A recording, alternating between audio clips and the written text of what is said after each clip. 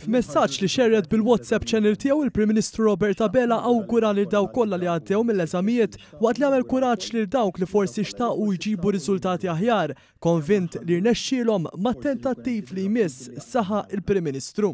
Il-Bord tal-Eżamijiet Metzek it-tlieta ppubblika riżultati għas-sessjoni ta' din is-sena. Madwar 3760 kandidat irċevew ir-riżultati tal-matrikola tagħhom filwaqt li madwar 5250 kandidat irċevew ir-riżultati tagħhom għall-eżamijiet ta' ċertifikat tal-edukazzjoni sekondarja is-SEC, jiġifieri tal-O level u l-A levels.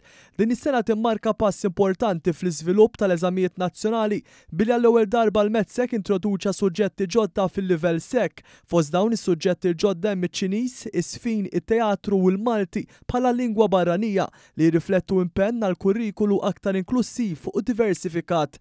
Is-suġġetti kollha tas-SEC ġew assessjati skont mudell ġdid rivetut, iddiżinjat biex jipprovdi valutazzjoni aktar holistika tal-ħiliet tal-istudenti. Dal-approċċ il-ġdid jinkludi assessjari bbażat fuq School-Based Assessment (SBA) u l-eżami finali.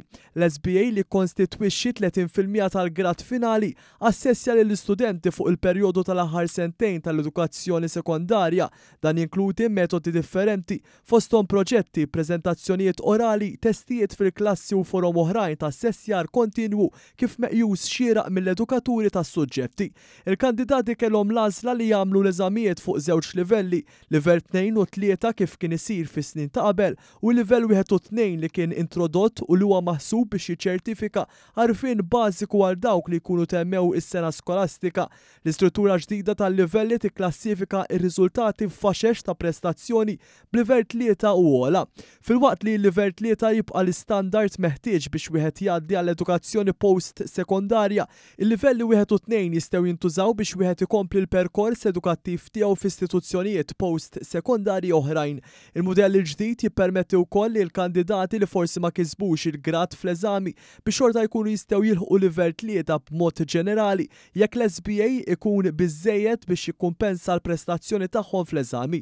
Fi stqarrija mill-Ministeru għall-Edukazzjoni ntqal li b'mod ġenerali l-ħruġ tar-riżultati ta' tlieta huma inkoraġġanti u jindikaw li s-sistema ta' assessjar il-ġdida għenet li l-kandidati jiksbu riżultati aħjar. Suġġetti bħal Malti, l-etika, il-ġeografija, l-Franċiż, il-Ġermaniż u t-Taljan raw żieda fin-numru ta' studenti li kisbu kwalifika SEC fil-livell 3. F'suġġetti ewlenin oħrajn bħal matematika u l-Ingliż in-numru ta' kandidati li laħqu livell 3 baqa' konsistenti ma' dak ta' snin ta' qabel. Il-Ministru Clifton Grima filwaqt li feraħ li l-istudenti li kisbu riżultati li kienu qed jaspiraw inkoraġixxa lil dawk li ma laħqux jitragward mixtieq biex ma jaqtawx qalbhom.